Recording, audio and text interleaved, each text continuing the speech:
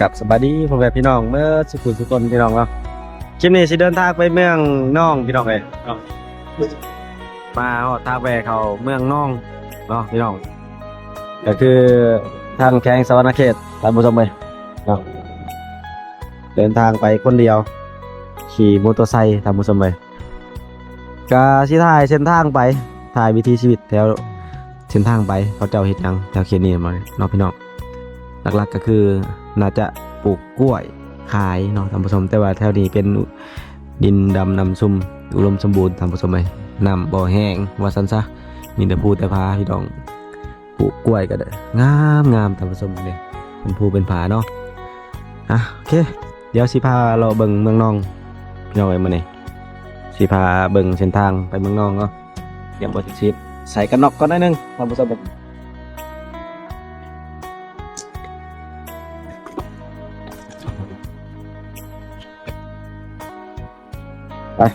ไปกันเลยพี่น้อง let's go เดินทางไปเมืองน่องนะมื้อนี้ได้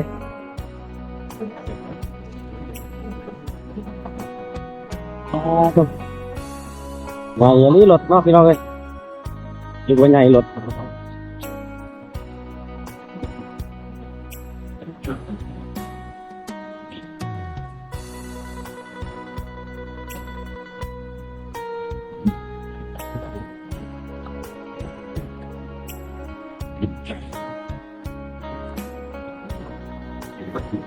โลก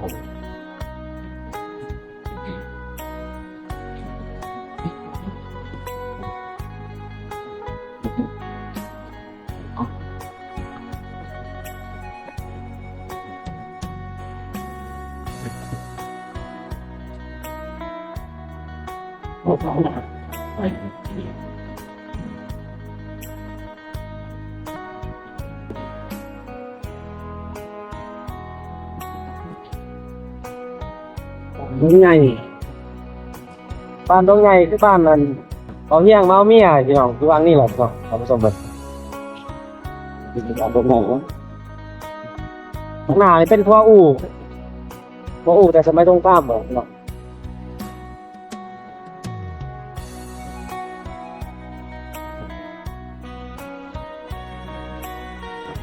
แล้วพ่ออู่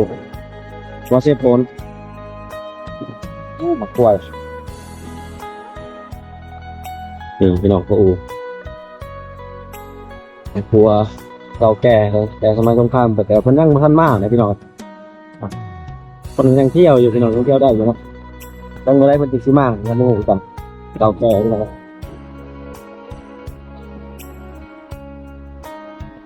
พอได้บำรุงรักษาเอามีหยังก็แล้วพี่น้องเดินทางเข้าทางเมืองน่องพุ่นแหละครับผู้ชมต้นป่ากล้วยเต็มเลยมีแต่กล้วยพี่น้องเอ้ยกล้วยหลายๆเนาะ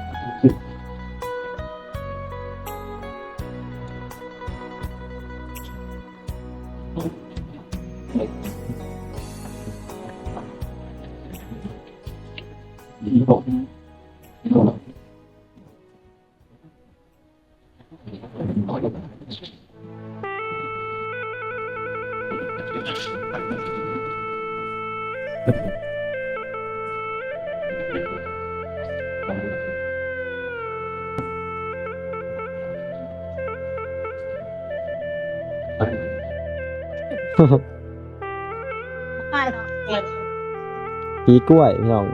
มาทางเมืองนองก็ส่วนหลายแถวเขตนี้จะ ปลูกกล้วยขายเนาะบ่ได้มาทางนี้แต่ดนเลยก็เลยมาเบิ่งมาหนึ่งเนาะบายแถวนี้เนาะทุกทางเลยโอ้อยู่ในมะกล้วยขายโลเท่าไหร่ก่อน อัน โล2,000บายเนาะ 11 โมง เต็มหมดเลยแถวนี้มีแต่ป่ากล้วยเนาะอ๋อหลายเลยเนี่ยชาวบ้านแถวนี้ก็ส่วนใหญ่ก็เฮ็ดให้แล้วก็ปลูกกล้วยขายปลูกมันขายนี่ต่างกันเมืองน้องไปเนาะเดี๋ยวทูเดี๋ยวพาหลายเบิ่งที่ถ่ายลงสักมะกล้วยปีกล้วยขายนะได้สามปีกล้วยนี่ฮะโลเท่าไหร่ก่อน ชงพุทธะ 2,500ตัวนี้2,000ขายไปเวียงจันทน์บ่หรือขายไปเวียดนี่อยู่เวียงก็มีเนาะไปไทยก็มีไปเวียดก็มีแม่นบ่มาเด้อพี่น้องเขาว่าเมืองน้องขายกล้วยในทางดำวิละขายค่ำในทางแดงเขาว่าแม่นบ่แม่นอะลีเลยเนาะอ่ะเรา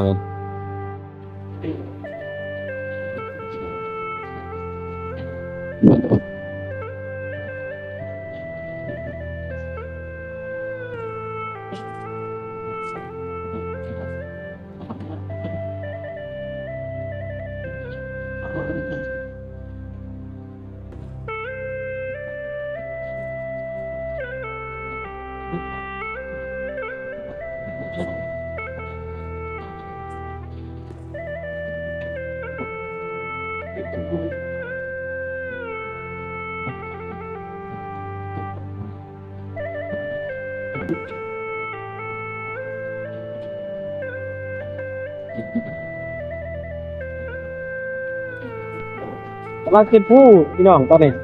เนาะสวยเท่เลยพี่น้องร้ายเลยเนาะกำลังขึ้นผู้ใช่ไหมตอนเด็ก3ขึ้นไปเนาะเด็ก2ก็ขึ้นตอนเด็ก4ก็จะขึ้นเราพี่น้องเด็ก3ขึ้นแล้วดูเด็ก3ขึ้นผู้ก็เริ่มเรื่องบอกเนาะประมาณนี้แหละผู้ก็เริ่มเป็นป่วยเจ๊ไปเนาะแล้วผู้ก็เป็นป่วย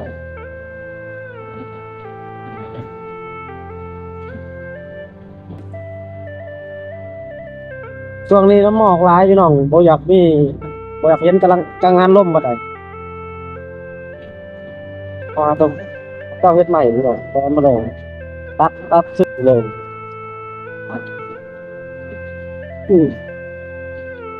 กี่จะบ่ซื้อไปซื้อ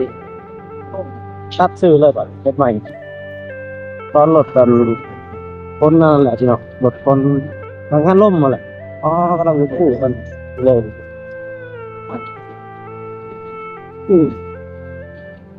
กี่จะบ่ซื้อไปซื้อตัดซื้อเลยบ่เฮ็ดใหม่ตอนรถกันคนนั่นแหละพี่น้องรถคนกลางงานล่มมาแหละอ๋อกำลังคู่กัน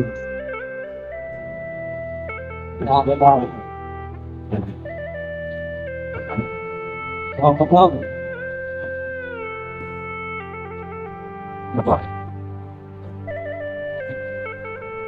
คนก็แห้งดีหน่อย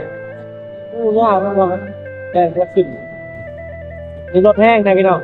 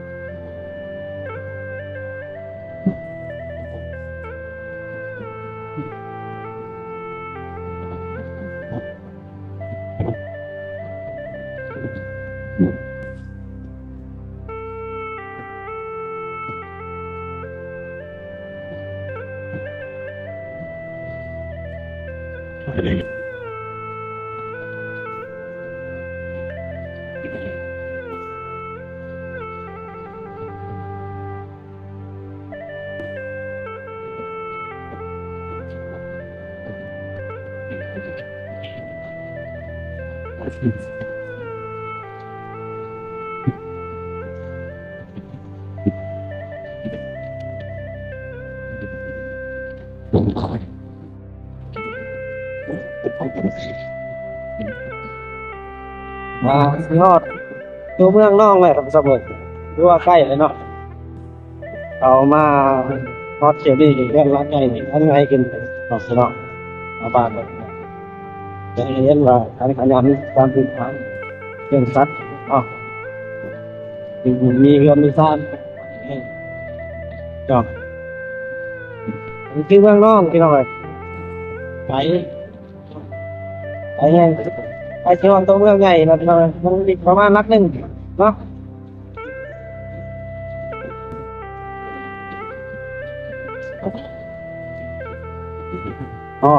ตัวเมืองน้องแหละพี่น้องอยู่ที่เมืองน้องแหละน้อยๆกับซับนี่แหละพี่น้องน้องขนาดน้อยแต่ก็ดูเรียบงามพี่น้องที่บ้านครับแก้มเดี๋ยวเป็นเรื่องเศรษฐกิจการเกษตรปลูกผักเลี้ยงสัตว์ปลูกพืชคือมันต้นมันปลูกกล้วยปลูกไม้พริกปลูกหวายเลี้ยงสัตว์เศรษฐกิจหลักๆเลยพี่น้องการเกษตรที่นี่พี่น้องมองแล้วผมก็แบบ